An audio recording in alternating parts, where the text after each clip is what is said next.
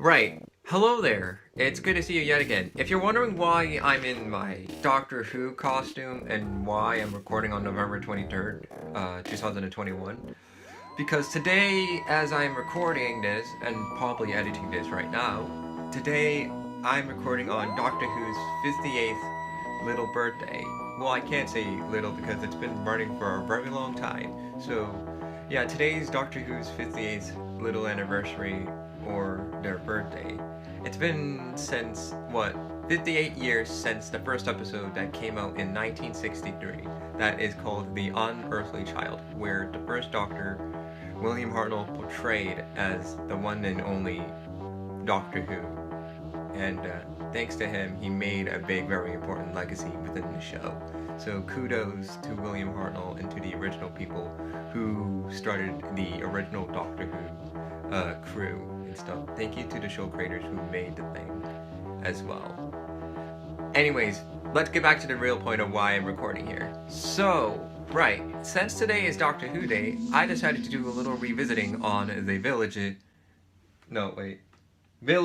of the Angels. Yes, I decided to watch this episode a second time because I needed to at least see and understand of what was going on, because there were so many things happening. I couldn't get my mind wrapped around it. Even the ending was very depressing. Very, very depressing. So, yeah. Anyways, welcome to another episode review of me reviewing Doctor Who Flux. Episode 4. The Village of the Angels.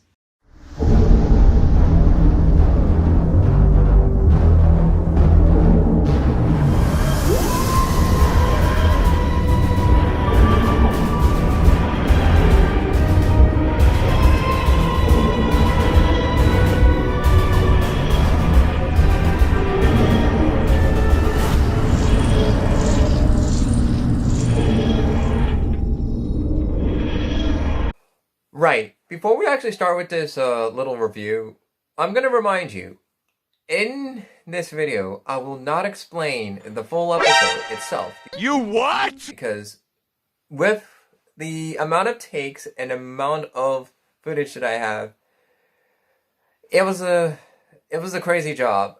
Because really, me explaining something like this, with the Weeping Angels involved, is going to be impossible. Which, by the way, this episode was very intense to talk about. And let's just say a lot of people were having their own opinions, and I will throw out mine. I think this episode was great, and there was a lot of good stuff in it. But there was a lot of moments that I feel that was so, like, I don't know. It's not boring.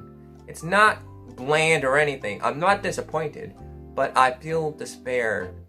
Like, there was something big gonna happen for the whole TARDIS crew, even for the Doctor. I feel like this whole episode was like a whole pinpoint to where the Doctor was going into a trap, which, by the way, I will note this out. Many people finding a child, the Weeping Angel, in a human named Claire, while Professor J trying to find out what was going on with Claire trying to find out what was going on with everyone in the village, trying to find this girl named Peggy. Yeah, the whole list goes down. A lot of things were happening, and yeah, it led up to the moments where all the angels were trying to take this rogue angel. There were so many things I can't explain, yet at the same time, it was upsetting. First, Claire was the main target to be, hunted down. Professor J's house was destroyed by the Weeping Angels. A bunch of people got sent back to time, which really makes me feel upset. And the other thing is, we saw a couple people died on screen by a Weeping Angel. By the way, this could possibly be the first time that someone died within a timeline by the Weeping Angels. Yeah, that's actually very depressing and very sad. But yeah, not only that, Peggy couldn't go back, or at least we don't know if Peggy and Dan and Yaz can go back. Until the next episode, we'll find out what was going on. But still, the thing is, it led up to this, which all the angels wanted to make a trap for the Doctor. And let's just say it was so hard to, like, even see this moment to be happening. But they decided to take the Doctor instead and lure her to become one of them. And the other thing is, they brought up the division. You what? Yes, the division was mentioned again. I guess the division is so important within this series. A lot of questions are still being thrown out into the table. Yes, we know who the division are, but why? Why the division? When the division? Who the division? Yes, we know it started back in series 12, and we know it's been mentioned in Classic Who before, or at least bits and parts. And yes, most people will be confused with me, which I am confused as well. Believe me, with this episode, it was so complicated and so out of place. I don't know where to even go. It's just something. And look, the saddest thing that I saw at the end was the Doctor being sacrificed, becoming a weeping angel. That's the damnation of the thing. And today is November 23rd, which the Doctor is a weeping angel on her anniversary of her own series. That's even more dark and foreshadowing. But yeah, a lot of the other characters are trying to get to know each other as well. We got to go to this other planet where Belle and Vindar was supposed to have their honeymoon. But yeah, until we got to meet these other people who were survivors of the Flux. Or at least people who are trying to survive what was going on. But until we get to see these crystal people, well, one of them was there. And we got to see one of the other Mori. And let's just say, I think they took them to somewhere else. At first, I thought they were gonna kill them.